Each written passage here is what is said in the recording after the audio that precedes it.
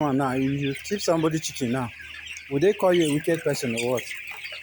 And it's not good for a local chicken that have been going almost everywhere.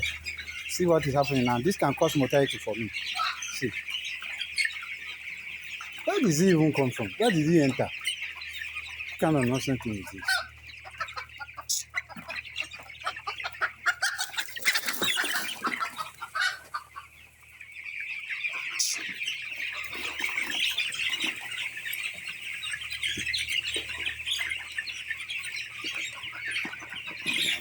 God.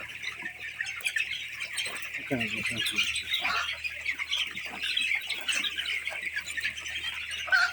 Where did you enter first? Where did you even enter?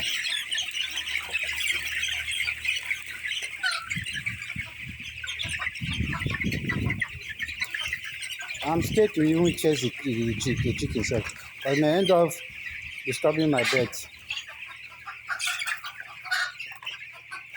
when you go outside now.